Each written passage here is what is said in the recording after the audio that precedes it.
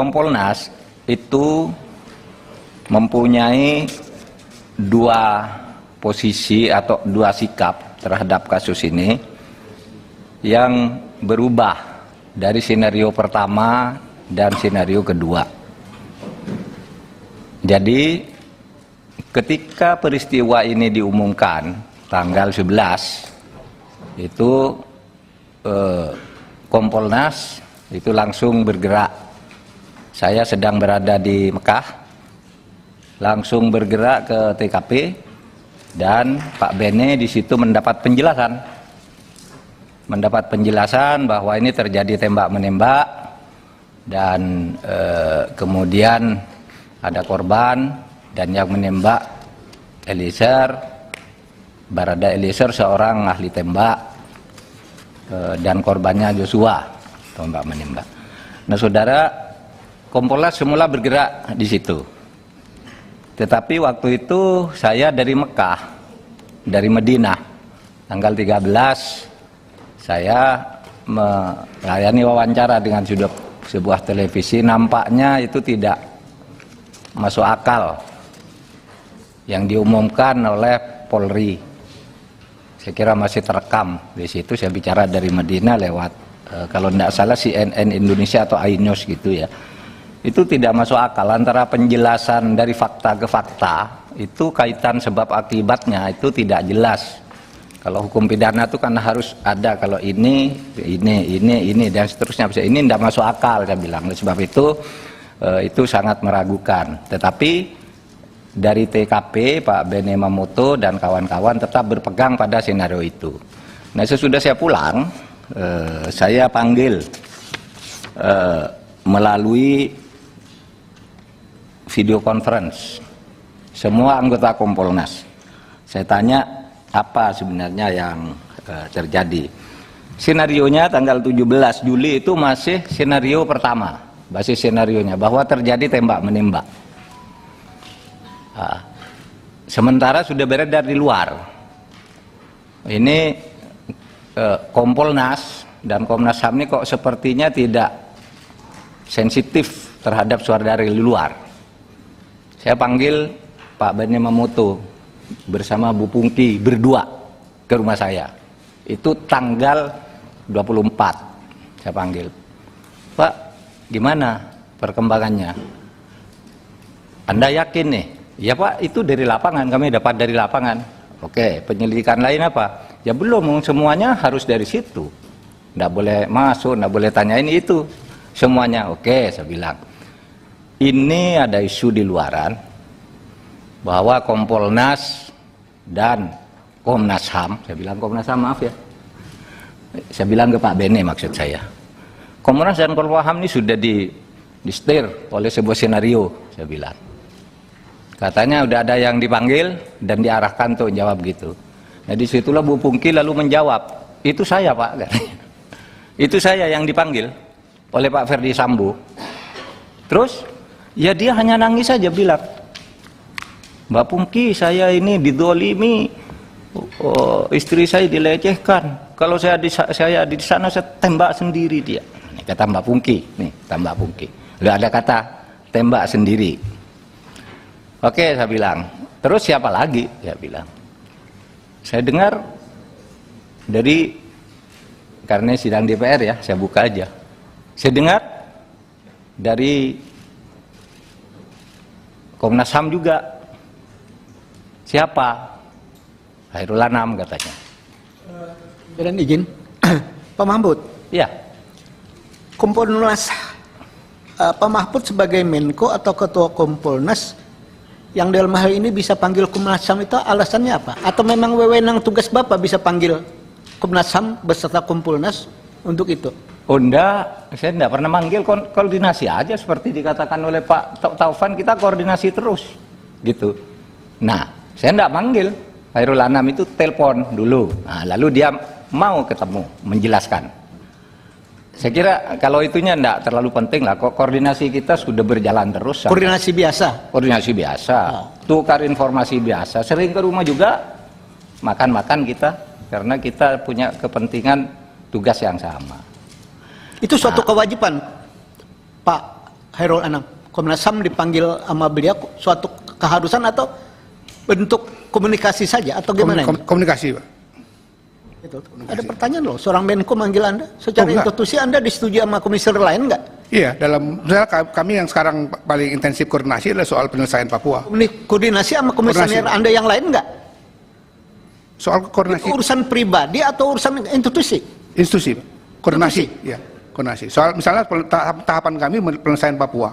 Itu Ya, tentu- dilaporkan enggak ke internal Anda hasil pertemuan dengan Pak Mahfud? Iya, dilaporkan, Pak.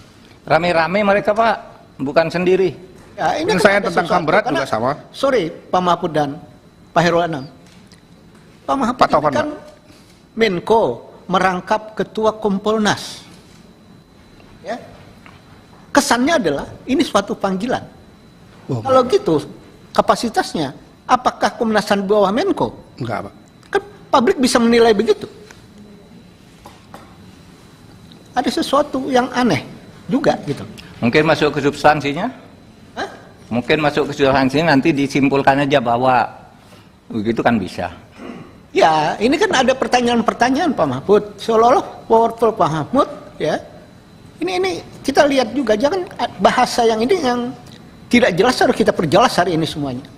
Jadi jangan sampai seolah-olah komunikasi biasa, seolah-olah bahwa Kompolnas membawahi Komnas HAM atau Menko Polkam membawahi Komnas HAM.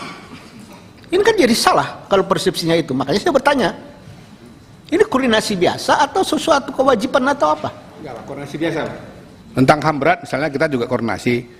Tentang Paniai yang terakhir juga kita koordinasi, Pak. Tentang penyelesaian konflik Papua, ya tentu kita harus koordinasi, Pak, karena nanti akan melibatkan pemerintah dalam proses dialog damai itu. Jadi seperti itu.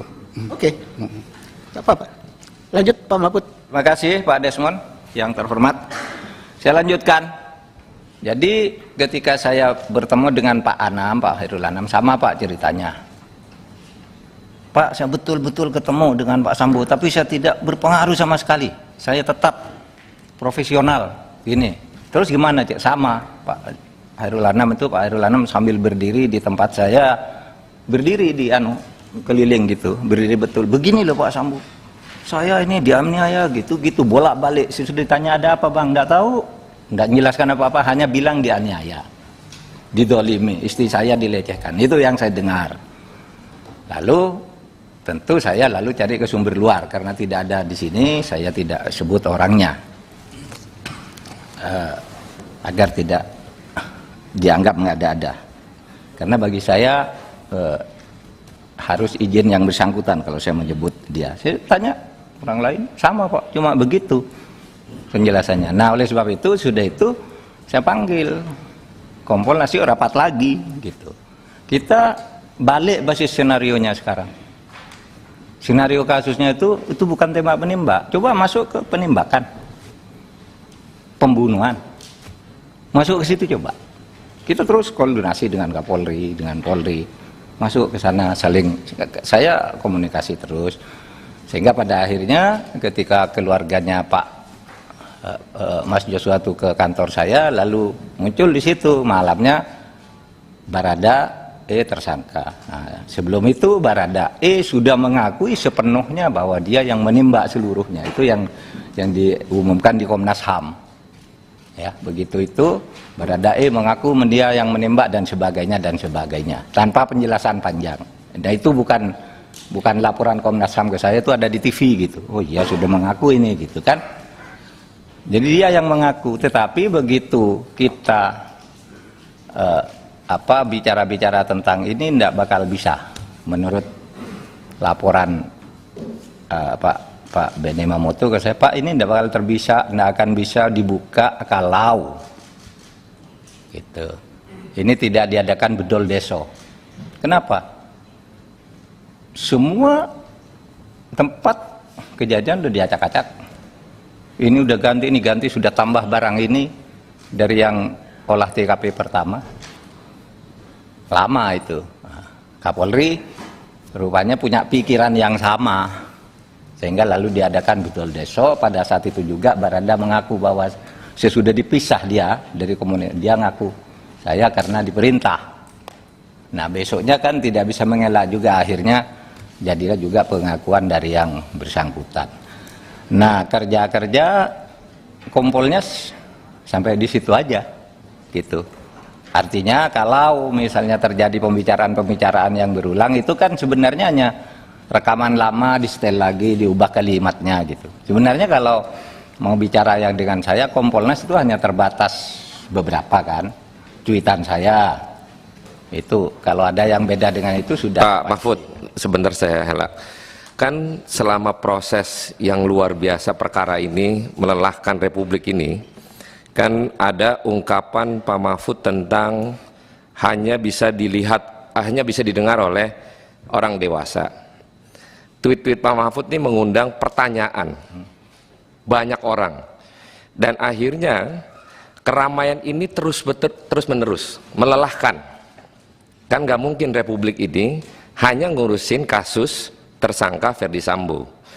Maka itu kiranya Pak Mahfud untuk menyampaikan apa sih yang Pak Mahfud sampaikan tentang menjijikan lah, atau hanya orang dewasa lah yang mendengar informasi ini. Silakan Pak Mahfud. Saya mengatakan itu, jadi begini, ketika kita menyampaikan ke publik terima kasih kepada Kapolri sudah sama, sekarang bayinya sudah lahir, sudah selesai. Silakan kerja, Kompolnas sudah selesai sekarang untuk mengangkat bayi itu bersama-sama. Lalu ada wartawan TV One, Pak, motifnya apa? Kan Kapolri sudah mengumumkan soal motif nanti di dalam. Pak, motifnya apa? Gitu. Tanya ke saya. Jangan tanya ke saya. Kalimatnya kan, jangan tanya ke saya kalau motif, ya.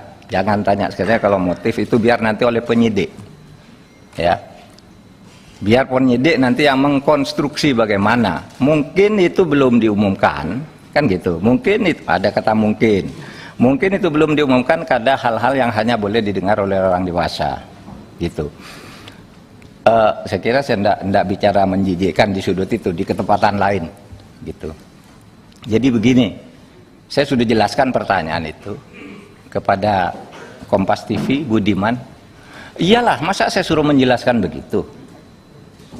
Itu orang dewasa katanya itu pelecehan. Pelecehan itu kan ada prosesnya. Maaf saya bilang, apakah buka baju, apakah menunjukkan barang tertentu, atau bagaimana pelecehannya? Itu mungkin hanya boleh didengar oleh orang dewasa. Lalu laporan kedua, perkosaan. Gitu kan? Lalu gimana memperkosanya? Masa saya suruh menjelaskan? Tanya ke polisi dong. Dan itu nanti pasti dibuka oleh polisi, saya bilang. Saya sudah koordinasi, dibuka aja, saya bilang. Jangan ada yang ditutupi, gitu. Jadi penjelasannya itu aja. Saya tidak tahu menjijikan itu apa, gitu ya. Itu soal yang berbeda. Izin pimpinan, Pak Mahfud. Ya. Tugas Kompolnas itu apa? Diperjelas, Pak. Tugas Kompolnas itu apa sih sebenarnya? Sangat ya. Saya ini Menko Polhukam. Ya. Ex officio Ketua Kompolnas. Kompolnas itu ikut mengawasi, memberi rekomendasi, tapi saya Menko Polhukam yang harus menerjemahkan setiap yang dikatakan Presiden kepada publik. Misalnya gini, kalau sudah Presiden bicara ke publik, Menteri itu tidak usah tanya lagi. Ya, yang saya tanya bukan Menko-nya, Pak. Tugas Kompolnasnya. Seandainya, ini kan ex officio, tapi Kompolnas itu pengawas eksternal. Ya. Pengawas eksternal Polri. Eksternal atau internal? Pengawas eksternal Polri. Jadi dia mitra. Ya. Saya waktu ketemu pertama sebagai Kompolnas, saya bilang, Kapolri, saya tidak akan menjadi seperti Kompolnas dulu, seperti musuh. Kita kerjasama aja. Kalau kita punya masukan, kita sampaikan. Kalau Bapak ada keluhan apa, pertanyaan, Kompolnas sampaikan. Itu sejak awal Kapolri dilantik, saya bilang begitu. Ketemu dengan Kompolnas. Oleh sebab itu kita menempatkan diri sebagai mitra. Itu aja. Pak, kalau posisi sebagai mitra, ya, apa bedanya dengan DPR? Sama saja.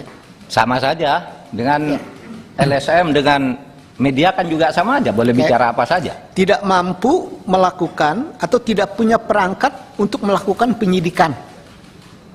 Dalam hal ini maka Bapak berdiskusi dengan Komnas HAM, saya paham. Tangan Komnas HAM harapannya bisa menginformasikan sesuatu kepada Kompolnas. Saya paham. Iya. persoalannya adalah pada saat salah seorang anggota Kompolnas cuma jadi PR saja atas keterangan Polres Jakarta Selatan, ternyata itu salah. Ini kan luar biasa. Iya. Nah, luar biasa inilah dalam catatan sebenarnya Kompolnas ini perlu nggak? Oh, terserah Bapak kan yang buat Kompolnas ada ini. Iya, yang saya Kan tanya. DPR yang buat. Iya, Kalau kalau mau menurut saya, dibubarkan, kalau bubarkan kapasitasnya cuma jadi juru bicara, Iya. seperti itu ya tidak perlu ada Kompolnas. Ya silakan Pak. Nanti disimpulkan aja habis rapat ini. Oh iya, Kompolnas nanti kita bubar, simpulkan. terserah aja. Ya makanya kita panggil Bapak dalam rangka apakah Kompolnas diperlukan untuk melakukan pengawasan eksternal kepolisian. Ternyata kenyataannya ya cuma juru bicara, ya tidak punya tangan untuk melakukan penyidikan, atau ada pengalaman yang perlu Pak Mahfud ceritakan. Sementara ini ada ndak masukan, catatan itu direspon positif oleh kepolisian? Banyak kasus. Pak. Banyak. Contoh, oke, kasus KM50 gimana Pak? Bapak pernah bikin catatan itu kepada kepolisian? Saya pernah kirim surat langsung. Ya jawabannya apa? Itu urusan Kapolri. Saya pernah, saya sebagai Jawabannya, Menko Polhukam, tidak Ketua ada Kompolnas, jawaban ini apapun, nggak hasil penting ya, Pak? penyelidikan tindak lanjuti resmi Pak, tertulis Pak. Ada Masa tindak saya lanjut diam? nggak, Pak? Boleh dong. Iya, boleh. Enggak, Ada kalau tindak soal lanjut nggak, Pak? implementasi di Polri jangan salahkan saya. Yo tidak disalahkan Pak. Kita ini kan bernegara. Yang saya tanya adalah tugas Bapak itu direspon nggak? Kalau tidak direspon maka benarlah tidak perlu ada Kompolnas. Kalau direspon berarti ada Kompolnas. Polri semakin maju, kan begitu Pak? Kita Ya, kan silakan. bernegara Pak. Silakan Bukan aja menang-menangan. dinilai, Pak. Jadi jangan menang-menangan Pak. Saya menggali ini dalam rangka untuk kepentingan yang saya paham untuk bernegara. Kalau surat-surat Kompolnas tidak dilayani sama kepolisian, buat apa Kompolnas ada? Kan begitu Pak harusnya. Iya. Ini catatan saya nih. Pimpinan, terima kasih. Terima kasih Pak Desmond. Pak Mahfud, sebelum dilanjuti, karena tadi perdebatan antara Pak Desmond bertanya tentang Kompolnas, ini kan masalah jadi melebar kemana-mana. Yang kita inginkan adalah masyarakat secara total melihat kondisi ini. Sepertinya negara ini hanya fokus kepada tersangka Ferdi Sambo, sedangkan urusan lain banyak sekali negara ini. Saya sudah sampaikan di media sosial untuk berhenti bicara terkait dengan perkara Ferdi Sambo, tapi prosesnya silakan dilanjutkan, tapi tidak menjadi opini publik. Nah, mungkin Pak Menko yang selaku juga sebagai ketua ex officio Kompolnas. Pak Ketua, Sebentar dulu, sebentar. Nanti kalian boleh menanggapi hal langsung kepada Pak Mahfud. Interupsi Pak Ketua, bukan menanggapi. Saya hanya mengatakan gini, Pak Ketua, banyak hal yang ingin kita gali. Kasih kesempatan dulu Kompolnas untuk menguraikan. Ya, ini makanya ini akan saya sampaikan terkait dengan apa yang menjadi pertanyaan kita semua. Ini kan jadi kita bertanya nih kepada Pak Mahfud terkait dengan tweetnya yang sebelumnya. Ada LPSK, ada Komnas HAM. Teman-teman silakan tanya nanti. Ini terbuka. Cuman saya selaku pimpinan saat ini ingin menyampaikan Pak, bahwa Republik ini jangan menjadi isu nasional gara-gara tersangka Ferdi Sambo dan istrinya. Teman-teman silakan nanti pada saat Pak Mahfud bicara, tanggapin silakan. Baik. Silakan. Izin, Tidak Ketua. ada hambatan Interupsi apapun. Ketua. Interupsi Ketua. Ketua, saya mengusulkan agar rapat ini bisa lebih terarah, konstruktif. Saya kira kita berikan sebagaimana biasa kesempatan kepada para mitra kita untuk masing-masing apakah 10-15 menit menyampaikan ke hadapan rapat Komisi 3 ini apa yang akan disampaikan oleh kelembagaannya masing-masing. Setelah itu baru kita lakukan pendalaman. Oke. Karena ini akan lebih baik saya kira terstruktur rapat kita. Terima kasih. Terima kasih Pak Arsul. Ya Bapak, terima kasih. Jadi memang sama. Mungkin saya sudah selesai karena saya akan mengantaikan pada lahirnya sebuah bayi tersangka yang kemudian lahir secara operasi sesar. Saya katakan karena mulai belok sini akhirnya ngaku sendiri. Saat itu saya sudah nyatakan selesai tugas kami dan Saya ngikuti pendapat Pak Sahroni ya, yang mengatakan kita berhenti. Rasanya saya sesudah peristiwa itu tidak pernah ngomong lagi, karena saya ikut Bapak. Waktu kita ketemu di DPR, udah Pak hentikan gitu kan, waktu sidang itu. Saya sejak itu tidak ngomong lagi, waktu sidang paripurna itu. Ini yang muncul setiap hari ini kan lama, digunting ini, diganti judul, gunting ini. Seperti yang Pak Benny Mamoto, di setel terus omongannya seakan-akan baru ngomong tadi malam, padahal itu yang dulu digunting-guntingin. Nah itulah media sekarang. Kalau saya memang udah berhenti dan baru sekarang ngomong lagi karena diundang Bapak ke sini, kan gitu.